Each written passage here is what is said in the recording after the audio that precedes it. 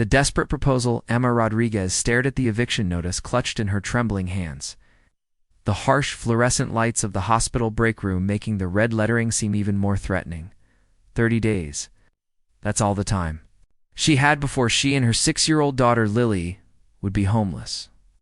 Her nursing assistant's salary barely covered groceries, let alone the rising rent in the city. The double shift had drained every ounce of energy from her petite frame, but sleep would have to wait again. Emma needed to find a second job, maybe even a third. Though she wondered when she'd actually see Lily if she worked any more hours than she already did. Rough day. Emma looked up to find Dr. Patricia Wells, the hospital's chief of staff, settling into the chair across from her. The older woman's kind eyes held the same exhaustion Emma felt, but somehow Patricia always managed to maintain her composure. Just the usual. Emma forced a smile, quickly folding the eviction notice and shoving it into her purse. Nothing I can't handle. Patricia studied her with the sharp perception that made her such an excellent doctor. Emma, you've been covering extra shifts for months. When's the last time you took a day off? I can't afford days off. The words slipped out before Emma could stop them, revealing more than she intended. Before Patricia could respond, her pager buzzed urgently. She glanced at it and sighed. Emergency surgery? But Emma, we should talk soon. There might be something that could help your situation. As Patricia hurried away, Emma wondered what she could possibly mean. Help came in the form of money, and despite Patricia's kindness, Emma doubted the hospital had any extra funds lying around for struggling employees. Across the city in a penthouse office that overlooked the glittering knee, Skyline Sebastian Knight loosened his silk tie and poured himself a glass of aged whiskey. The amber liquid burned less than the words his grandfather's lawyer had spoken earlier that day. The will is ironclad, Mr. Knight. You must be married within 6 months to inherit the Knight Industries empire. Your grandfather was quite specific about wanting you to understand the value of commitment and family. Sebastian laughed bitterly at the memory. Commitment and family. 2 things his grandfather had never shown him growing up. The old man had been too busy building his technology empire to notice his grandson's lonely childhood. Yet now he wanted to control Sebastian's personal life from beyond the grave. At 32, Sebastian had built his own successful tech company. But Knight Industries represented something bigger. The resources to develop the medical technology he'd been dreaming of, the power to make real changes in the world. All of it hinged on a piece of paper that said he belonged to someone. The women in his social circle had made their interest clear when news of the inheritance requirement leaked. Socialites and business executives throwing themselves at him with calculating smiles and designer dresses. The thought of being trapped in a loveless marriage with any of them made his stomach turn. His phone buzzed with a text from his assistant. Dr. Wells called. Says she has a proposal that might interest you. A meeting set for tomorrow at 2 p.m. From City General Hospital. He donated to their charity events, but had no idea why she'd want to meet with him personally. The unlikely meeting the next afternoon, Emma found herself sitting in the hospital's formal conference room, wearing her one good dress, and wondering why Dr. Wells had insisted she attend this mysterious meeting. The man across from her looked like he'd stepped out of a magazine cover, tall, broad-shouldered, with dark hair that looked effortlessly perfect and piercing blue eyes that seemed to see right through her. Sebastian Knight. She recognized him from newspaper articles about his company's latest innovations. What she hadn't expected was the way her pulse quickened when he looked at her, or how his presence seemed to fill the entire room. Thank you both for coming, Dr. Wells began, settling into her chair with the confidence of someone about to change lives. I have an unusual proposition that I believe could benefit you both greatly. Sebastian leaned back in his chair, his expression carefully neutral. I'm listening. Emma remained silent, still confused about why she was even there. Dr. Wells turned to Sebastian first. You need a wife within 6 months to secure your inheritance. Someone trustworthy.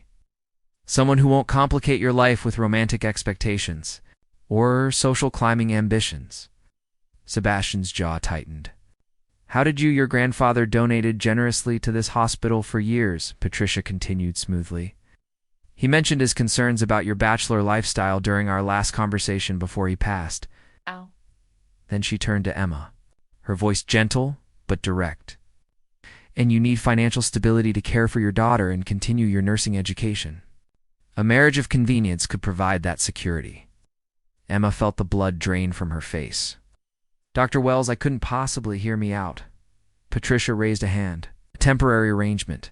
2 years, long enough for Sebastian to secure his inheritance and establish his position. Long enough for Emma to finish her nursing degree and build a stable foundation for her and Lily." Sebastian studied Emma with those intense blue eyes, and she felt exposed, as if he could see every worry, every sleepless night, every moment of desperation she'd tried to hide.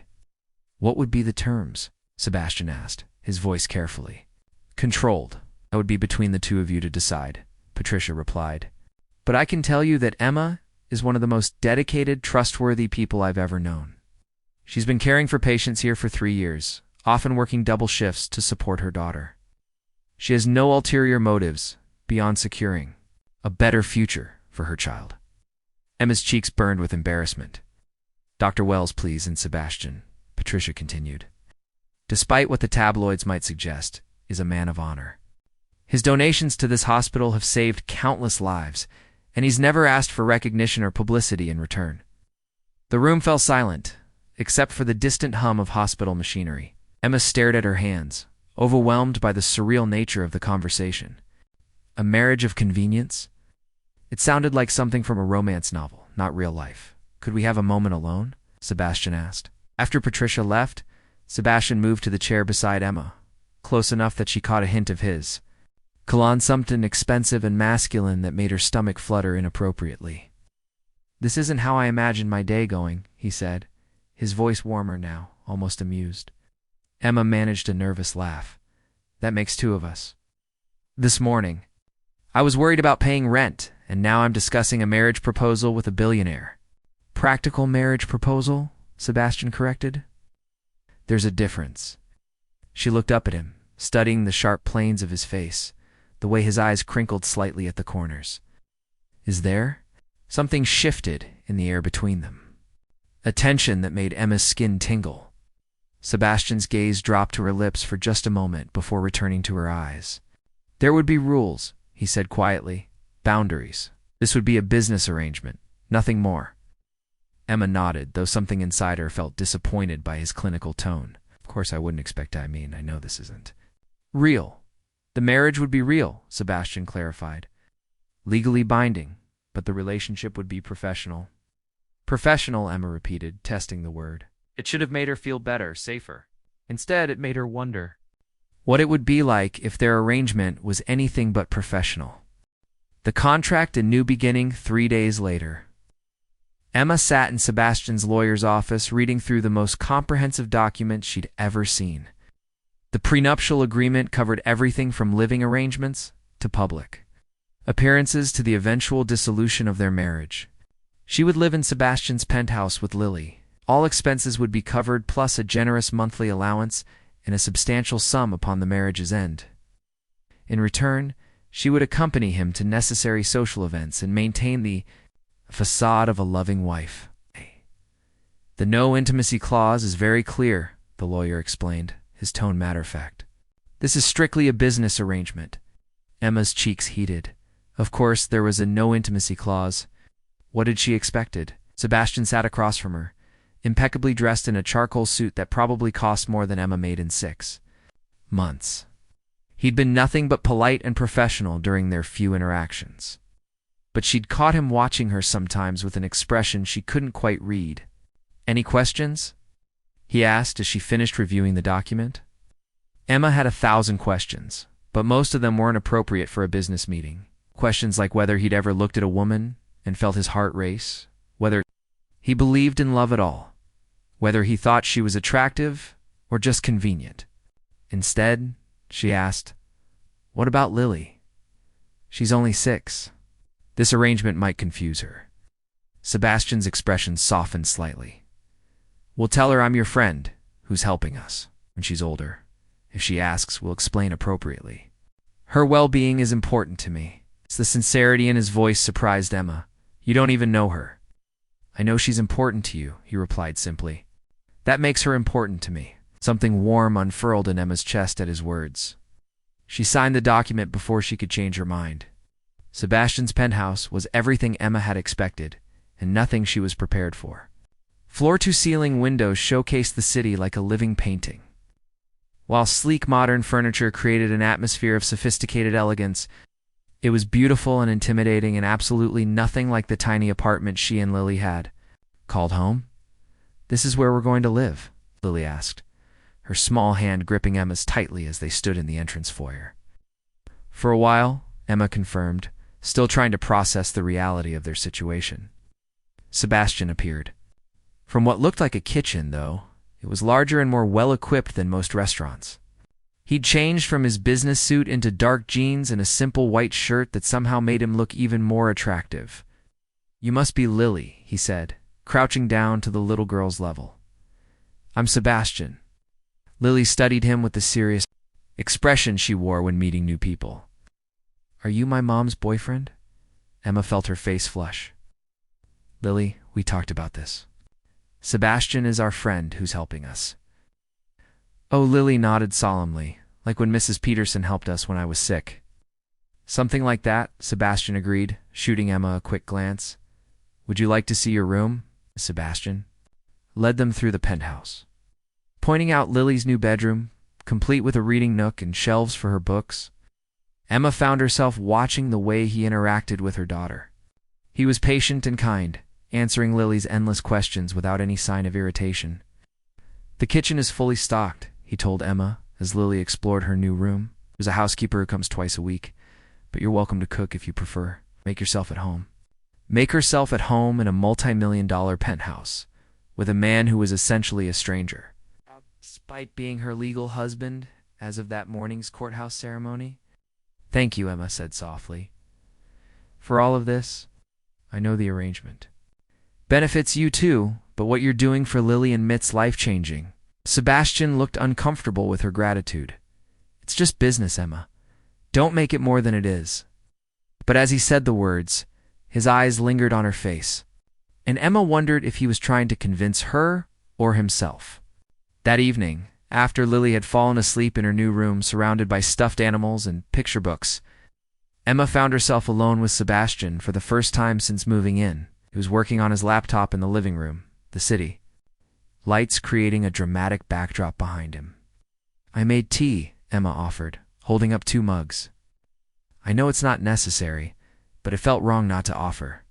Sebastian looked up from his screen, and for a moment Emma saw something vulnerable in his expression before his professional mask slipped back into place. "Thank you," he said, accepting the mug. Their fingers brushed during the exchange, and Emma felt a jolt of electricity that had nothing to do with static. They sat in comfortable silence, the enormity of their situation settling around them. They were married, living together, playing house for the next 2 years. "Can I ask you something?" Emma said finally. Sebastian nodded. "Marry someone from your social circle, someone who already understands your world." He was quiet for so long that Emma thought he might not answer. When he finally spoke, his voice was thoughtful. "Because they want something from me. Not just money, though. That's part of it. They want the lifestyle, the status, the power that comes with my name. You want stability for your daughter. It's honest, and you don't want any of those things. Love, companionship, a real family." Sebastian's laugh was harsh. "I stopped believing in fairy tales a long time ago, Emma. Love is just chemical reactions and wishful thinking. What we have is better. It's clear, honest, and has defined parameters." Emma studied his profile, noting the tension in his jaw, the way his fingers gripped his mug a little too tightly. "What happened to make you so cynical?" "Life," he said simply. But Emma heard volumes in that single word. The gala and growing feelings 3 weeks into their arrangement. Emma had settled into a routine that felt surprisingly natural. Mornings were spent getting Lily ready for her new private school, afternoons studying for her nursing degree, and evenings playing the role of Sebastian's devoted wife at various business functions. It was during one of these evening events, a charity gala for pediatric cancer research, that everything changed. Emma stood beside Sebastian in a borrowed designer gown, smiling politely as he discussed funding opportunities with potential investors. She'd grown accustomed to the weight of his hand on her lower back, the possessive way he introduced her as my wife, the careful choreography of their public performances. "You look stunning tonight," said a voice behind them. Emma turned to find a tall blonde woman in a dress that cost more than Emma's old monthly rent. "I'm Victoria Ashford. Sebastian and I have a history." The woman's smile was predatory, her eyes calculating as they swept over Emma's borrowed attire. Sebastian's hand tightened almost imperceptibly on Emma's waist. "Victoria?" Sebastian's voice was coolly polite. "I'd like you to meet my wife, Emma." "Wife," Victoria repeated, as if testing the word. How delightfully unexpected. "I heard you. We're finally settling down, but I assumed it would be with someone from our circle. Someone more ... suitable." Emma felt her face burn, but before she could respond, Sebastian stepped closer, his presence shielding her from Victoria's cutting gaze. "Ma is perfectly suitable," he said, his voice carrying an edge of steel. "She's compassionate, intelligent, and dedicated to making a real difference in the world. Qualities that seem to be in short supply in our circle." Victoria's smile faltered. "Of course, I didn't mean to suggest otherwise." "Enjoy your evening." She walked away. Emma looked up at Sebastian, surprised by his fierce defense of her. "You didn't have to do that." "Yes, I did," he said simply. "Oh. No one talks to my wife that way." The possessiveness in his voice sent a shiver through Emma. For a moment, she almost believed they were really married, that she truly belonged to him and he to her. Later that evening, as they rode home in Sebastian's car, Emma found herself studying his profile in the dim light. He'd removed his bow tie. His hair was slightly mussed from running his fingers through it, a nervous habit she'd noticed during stressful moments. "Thank you," she said quietly, "for defending me tonight." Sebastian glanced at her, then back at the road. "You shouldn't have to deal with people like Victoria. But I do, don't I? This is your world, and I'm just pretending to belong in it." He was quiet for a long moment. "You belong wherever you choose to be, Emma. Don't let anyone tell you otherwise?" The sincerity in his voice made her chest tighten. This was supposed to be business, nothing more. So why did his words feel like a promise? When they arrived home, Lily was already asleep, and the penthouse felt different somehow, more intimate in the soft lighting. Emma kicked off her heels. With a sigh of relief, "I don't know how women wear these things," she muttered, flexing her feet. Sebastian loosened his tie, watching her with an expression she couldn't quite read. "You looked beautiful tonight. Should have told you earlier." Emma's breath caught. Sebastian ... "I know," he said quickly. "I know what this is. What we agreed to. But sometimes I forget, and when I see you smile, or watch you with Lily, He stopped himself, jaw clenching. I should say good night. But he didn't move. Neither did Emma. They stood in the soft light of the living room, the city glittering beyond the windows, and something shifted between them. The careful boundaries they'd established seemed suddenly fragile. "What if we didn't forget?" Emma whispered. "What if this became something more?" Sebastian's eyes darkened. "Emma, don't." "Why not? We're already living together, already playing the part. Would it be so terrible if some of it was real?" He stepped closer, close enough that she could feel the warmth radiating from his body. "Because I'll hurt you. I hurt everyone who gets close to me. It's what I do. Hey, what if I'm willing to take that risk?" For a moment, she thought he might kiss her.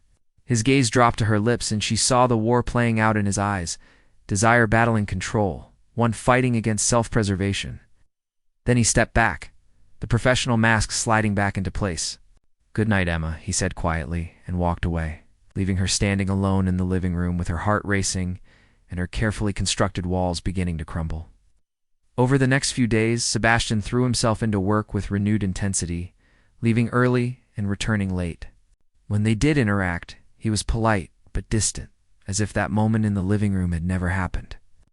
Emma tried to respect his boundaries, but she found herself watching him when he thought she wasn't looking, noticing the way his eyes would soften when he looked at Lily, or how he'd unconsciously move closer to Emma during their public appearances. One evening, she found him in his home office, surrounded by papers and looking more exhausted than she'd ever seen him. "When's the last time you slept?" she asked from the doorway. He looked up, startled. "Emma, I didn't hear you come in." "That's because you're dead on your feet." She stepped into the room, noting the empty coffee cups and the strain around his eyes. "This can't be healthy. I'm fine." "No, you're not." She moved closer, studying his face. "What's going on, Sebastian? And don't tell me it's just work." He was quiet for a long moment, then sighed. "There's a problem with the Knight Industries acquisition. My grandfather's business partner is challenging the will. He claims the marriage requirement is invalid." Emma's stomach dropped. "What does that mean?" "It means we might have to prove our marriage is real, that we're genuinely in love, not just fulfilling a contractual obligation." The irony wasn't lost on either of them. They'd been pretending to be in love for the public, but now they might have to convince a court that their feelings were genuine. "How do we do that?" Emma asked. Sebastian met her eyes, and she saw something vulnerable there, something that made her heart ache. "I don't know," he admitted. "I've never been in love before. I wouldn't know how to fake it convincingly." Words hung in the air between them, heavy with implication. Emma realized that somewhere in the past few weeks, she'd stopped faking her feelings entirely.